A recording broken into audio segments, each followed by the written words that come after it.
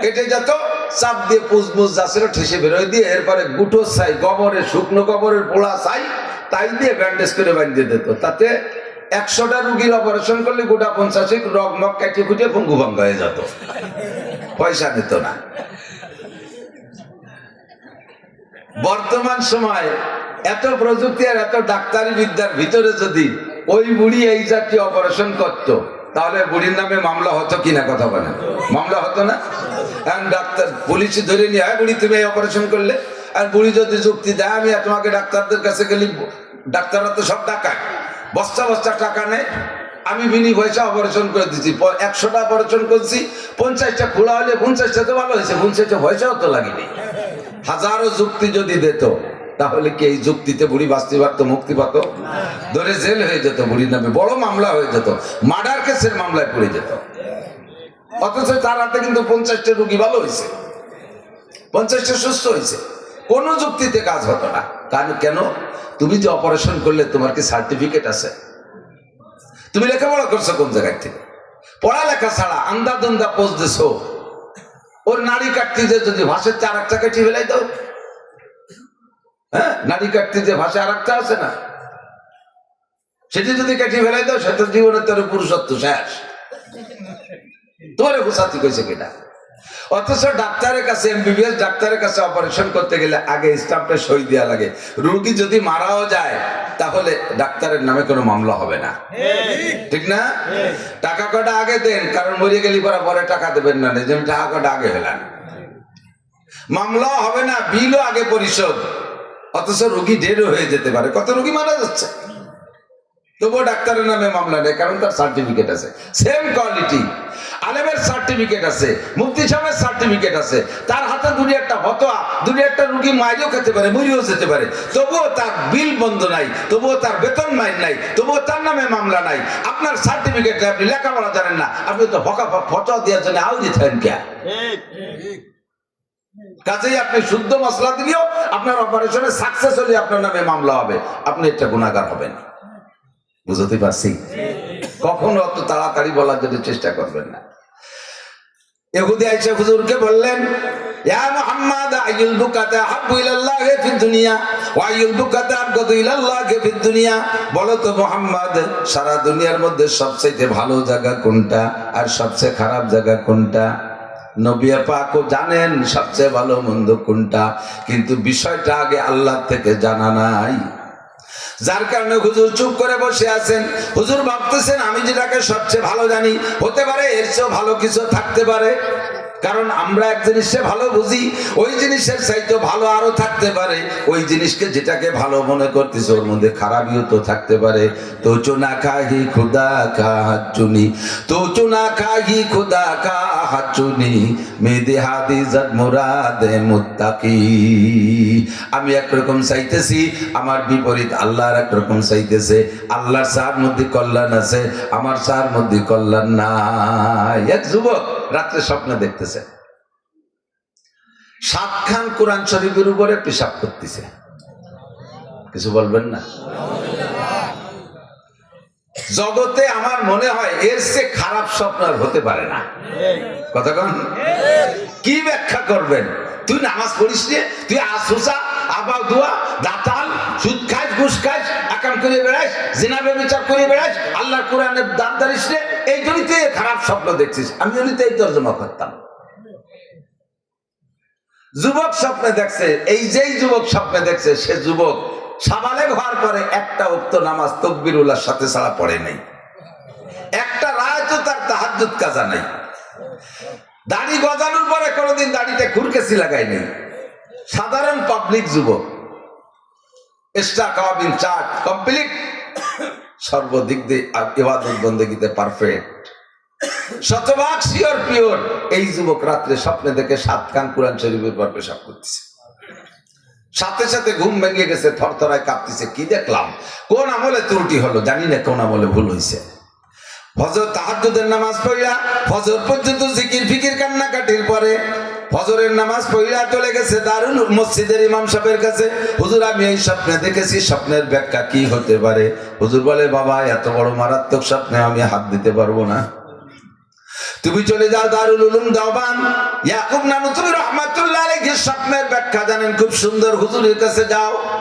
যুবক চলে গেছে দেওবন্দে, যে ইয়াকুব নানুতুবি রহমাতুল্লাহ আলাইহির কাছে জিজ্ঞেস করছে, হযরত আমি তো এমন একটা জঘন্য স্বপ্ন দেখেছি, স্বপ্নের কি তরজমা হতে পারে? হুজুর খুশিতে যুবকের বুকের সাথে জড়িয়ে ধরে বলে, বাবা তুই কি নেক আমল করিস যে এত ভালো স্বপ্ন তুই দেখলি? এত আমল করি কোনদিন এমন একটা দামি স্বপ্ন আমি অর্জন করতে পারলাম না, তুই কিভাবে এত দামি স্বপ্ন দেখলি? যুবক কয়, হুজুর আমাকে আপনি কোন ভাবে সাহস দিচ্ছেন আমি জানি না, এর চাইতে নিকৃষ্ট স্বপ্ন হতে পারে বলে আমার মনে হয় না। এ স্বপ্ন ভালোর দিক কি আছে? হুজুর কয়, বাবা তুমি কি বিয়ে করছো? কয় না হুজুর। তুমি বিবাহ করবা, বউটা হবে বড় দিনদার। স্বপ্নের ব্যাখ্যা, তুমি বিবাহ করবা, বউটা হবে দিনদার, আমানতদার, সতীত্বপূর্ণ স্ত্রী হবে, সতী স্ত্রী হবে, ধার্মিক হবে, দিনদার, কোরআন পড়নেওয়ালি হবে।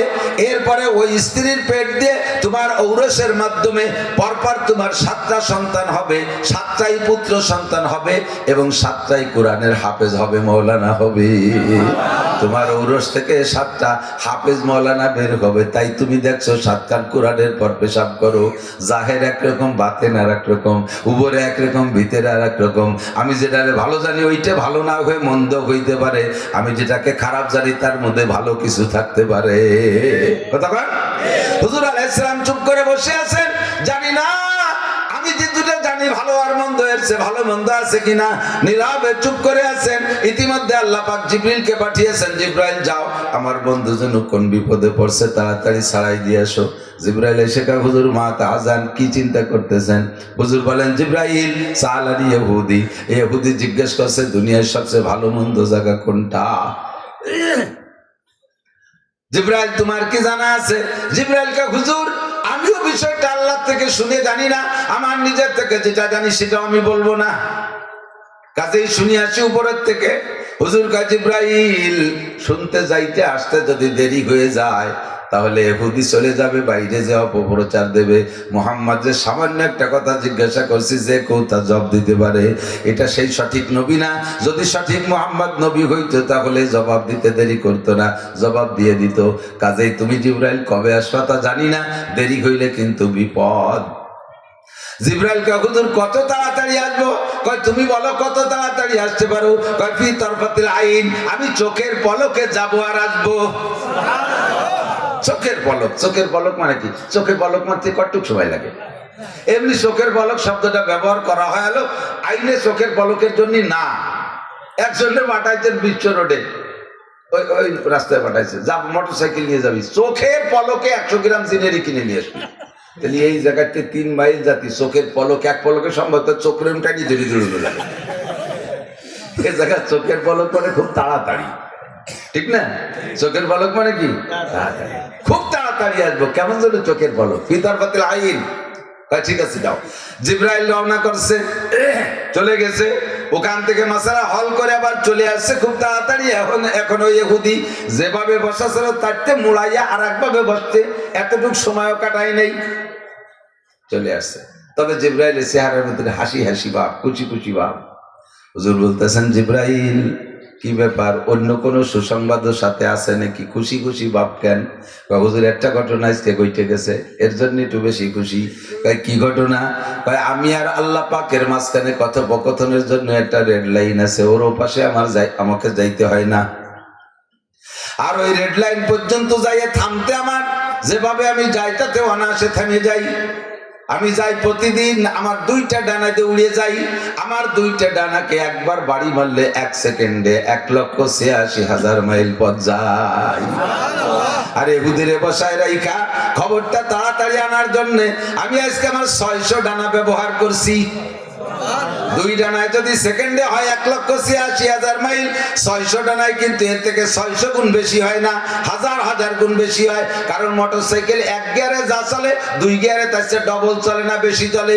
3 গিয়ারে 3 গুণ না আরো বেশি, 4 গিয়ারে 4 গুণ না আরো বেশি। গিয়ার 5টা দেওয়ার পর গুণাগুণ থাকে না, খালি মুড়াবে না, বিশ্বরতে শাসা গতিতে চলবে। কতক্ষণ? 2 ডানায় একবার বাড়ি দিলে যদি 1,86,000 মাইল পথ হয়, তাহলে 600 ডানা দিয়ে তার চাইতে 600 500 গুণ বেশি হয় না, হাজার হাজার গুণ বেশি। যানবাহন গতি যত বেশি হয় তার ব্রেক করতে করতে গস্তি গস্তি চলে যায় তার চাইতে বেশি দূর। পাও দিয়ে হাঁটি হঠাৎ করে দাঁড়ায় যেতে পারি। বাইসাইকেল একটু দূরিত্বে ব্রেক করা লাগে, মোটর সাইকেল আর একটু দূরিত্বে ব্রেক করা লাগে, প্রাইভেট কার আরো দূরিত্বে ব্রেক করা লাগে, রেলগাড়ি 1 কিলোমিটার দূরিত্বে, বিমান 3 মাইল দূরিত্বে থামিয়ে পরে মাটি দিয়ে ঘষতে ঘষতে চলে যায় 3 মাইল। তো অন্যদিন 2 ডানা দিয়ে উড়ে যাবে, রেড লাইন পর্যন্ত যে অনাসে থামিয়ে যায়। আজকে 600 ডানা দিয়ে উঠছি, তো সে ব্রেক করতে করতে একেবারে আল্লাহর কাছে চলে গেছিলাম। মা কানা বাইনি ওয়া বাইনাল্লাহি হিজাব, আমার আর আল্লাহর মাঝে কোনো পর্দা ছিল না। ইল্লা রিদা আল কিবরিয়া, আল্লাহর বড়ত্বের একটা চাদর আছে, একটা পর্দা আছে, ওইটা ছাড়া আমার মাঝে আল্লাহর মাঝে কোনো ডিসটেন্স ছিল না। আজকে এই মশালাটা আনতে যে খুব কাছে চলে যেতে পারছে, এই জন্য একটু খুশি চেকতিছে। তা ঠিক আছে জিব্রাইল, খবরটা কও। জিব্রাইল কয় আহাব্বুল বিলাদে ইলাল্লাহি মাসাজিদুহা ওয়া আবগাজুল বিলাদে ইলাল্লাহি আসওয়াকুহা, আল্লাহর দুনিয়ার সব চাইতে ভালো জায়গার নাম হলো মসজিদ। কতক্ষণ? যত বড় আইলো ভাইলো আদামে বাদামে উরোটে আসুসা পাও দুয়াবে নামাজি যেই হোক না কেন, মসজিদে যাইয়া যত ভাষা খারাপ করা মানুষ হোক না কেন, মসজিদে যে জবানদারে কন্ট্রোল করে রাখে। কতক্ষণ? বিশাল টাকা রাগিয়ে গেলি, শেষ যদি গালাগালি করাই লাগে মসজিদের মধ্যে, মসজিদ না হলে তোর দেখতে কি কথা, এ হলো সবচেয়ে বড় গালি। যে কথা বাইরে করা যায় কথা মসজিদে করা যায় না, যে কাজ বাইরে করা যায় কাজ মসজিদের মধ্যে করা যায় না। মসজিদ বড় নিরাপদ জায়গা। গশিয়াতুমুর রাহমা নাযালাত আলাইহিমুস সাকিনা, প্রত্যেকটা মসজিদকে রহমতের ফেরেশতারা বেষ্টন করে বসে থাকে, দাঁড়িয়ে থাকে, আর আসমান থেকে বেষ্টনের মধ্যে সাকিনার প্রশান্তি নাজিল হইতে থাকে। দেখবেন কি সুন্দর আরাম। এই বুড়ো বুড়ো মানুষ, বুড়োকে কিন্তু ঘুম কম, রাত্রি শুয়ে এ পাশ ও পাশ করতে করতে ম্যাট্রিক পাস এই পাস করে বেলায় তো ঘুম আসে না, ঠিক না? কেতা কাপড় দিয়ে টাইচে জড়ে রাখলে বুড়োর ঘুম আসে না। কিন্তু ওই বুড়োরে মসজিদে শুক্রবারে ইমামের সামনে বসাই দেবেন, হুজুর ওয়াজ শুরু হবে আর বুড়ো ঘুম শুরু হবে।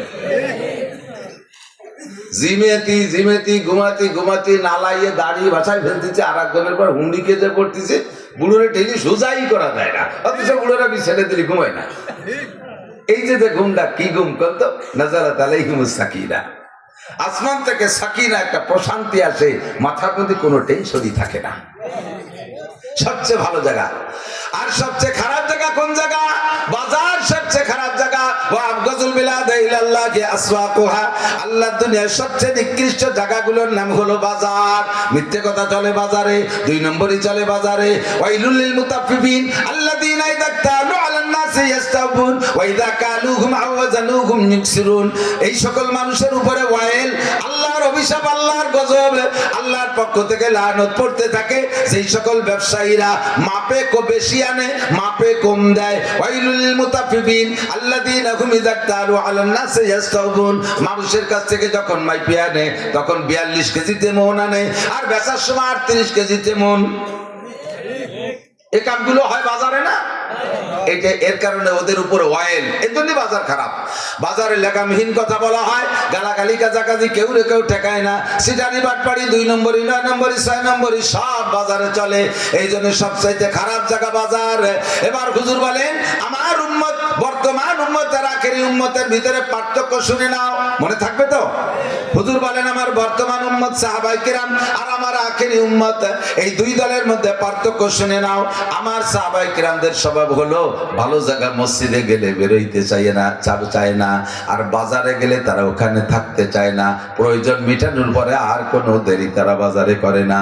আর আখেরি উম্মতের স্বভাব হবে মসজিদে মোটে যাইতে চাবে না, যদি একটু যায়ও তাহলে তাড়াহুড়া করে বেরোনোর জন্য পাগল হয়ে যাইবে।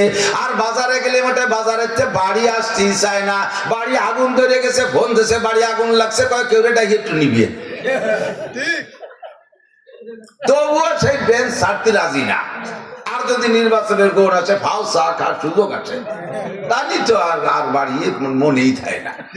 হযরত ওমর ইবনে খাত্তাব রাদিয়াল্লাহু তাআলা এক সাহাবার বাড়িতে ডাক দিয়েছে, আবিল ভাই যে বলান এ বাসায় কি অমুক আছো? তো বাসায় উনি নেই, ছোট্ট একটা বাচ্চা বেরোছে। ওয়ালাইকুম আসসালাম, লাইসা আবিল ভাই? জি না আব্বা বাড়ি নাই। এই না, কোথায় গেছে? যা বাপের চোখ, লোক বেশি হয়ে গেছে, আপনার অনুমতি দিলে পিছন দিয়ে কিছু চলে যাক। এই জায়গায় লোক বেশি হয়ে গেছে, অনুমতি দেন, চলে যাবেনি কিছু? তা একটু টান দেন, নিষেধ করলেন, যখন বসতে দেন, তাই একটু আগে আগে বেশি বেশি বসে। আসেন আসেন আসেন, যে আগাবেন সে না আগানোয়ালা আছে 500 বছর আগে জান্নাতে যাবে, যে না আগাবে তার সে আগানোয়ালা 500 বছর আগে জান্নাতে যাবেন। এই যে একটু ভাষা বসলি 500 বছর, ই কি একেবারে আইলে ইনকাম, এর সে সহজ ইনকাম হয় না। একটু তারপরে কেউ কেউ জ্বলে মাথা ঝুলে ভাষা সরে না, এই না। হযরত ওমর বলেন, আইনা যাহাবা, তোমার আব্বা কোথায় গেছে? ছোট্ট বালক জবাব দেয়, যাহাবা আবি ফিসুক, আমার আব্বা বাজারে গেছে। কয় মাতা যাহাবা, কখন গেছে? কাল আন, এই মাত্র গেল। মাতা ইয়ারজু, কখন ফিরবে? কয় সায়ারজু, এই তো এখনই আসবে আসবে। আমার আব্বারে বেশিক্ষণ বাজারে থাকতে দেখিনি, এ যাবে আর আসবে। বলতে বলতেই সাহাবা চলে আসছে। হযরত ওমর ওখানে দাঁড়ানো থাকতে থাকতে, আসসালামু আলাইকুম ভাই, কোথায় গিয়েছিলেন? বাজারে গেছিলাম। তো এই কখন গেই তো গেলাম, যাই আবার এত তাড়াতাড়ি চলে আসলেন, তো কে গেলেন? বাজার তো আরামের জায়গা না, ভালো জায়গা না, হুজুর বলছে সবচেয়ে খারাপ জায়গা, এই জন্য বেশিক্ষণ লাস্টিং করি নাই। গেছিলাম কয়টা গুনাহ বেচতে আর কয়টা নেকি কিনতে, খেয়াল করিনি। সাহাবী বলতেছে, হযরত ওমর বলেন, এত তাড়াতাড়ি গেলেন আর এত তাড়াতাড়ি চলে আসলেন, তো কে গেলেন? বাজার তো ভালো জায়গা না, হুজুর থাকতে নিষেধ করছে ওর মধ্যে বেশিক্ষণ, তো গেছিলাম কয়টা গুনাহ বেচে কিছু নেকি কিনতে। হযরত ওমর আশ্চর্য, বাজারে তো সব গলি চিনি, মাছ বাজার, কাপড় ভর্তি, জুতো ভর্তি, চাইল ভর্তি, ডাইল ভর্তি, আলাদা আলাদা ভর্তি আছে, পোল্ট্রি ভর্তি, তো ওর ভিতরে গুনার ভর্তি আর নেকির ভর্তি কোনটা তা তো জানি না। তুমি কোন দোকানের থেকে গুনাহ বেচো, কোন দোকানে গুনাহ বেচো আর কোন দোকান থেকে কেন? কয় যে বাজারের যে কোনো কোনায় দাঁড়াইয়া হুজুর বলছেন এই দোয়াটা পড়লে 10 লক্ষ গুনাহ মাফ, আর পড়ার সাথে সাথে 10 লক্ষ নেকি ওই জায়গা আল্লাহ তাআলা লিখে দেয়। লা ইলাহা ইল্লাল্লাহু ওয়াহদাহু লা শারীকা লাহু, লাহুল মুলকু ওয়া লাহুল হামদু, ইউহয়ী ওয়া ইউমীতু ওয়া হুয়া হাইয়্যুন লা ইয়ামুতু বিয়াদিহিল খায়র ওয়া হুয়া আলা কুল্লি শাইইন কাদির। এই দোয়াটা বাজারে গিয়ে পড়লে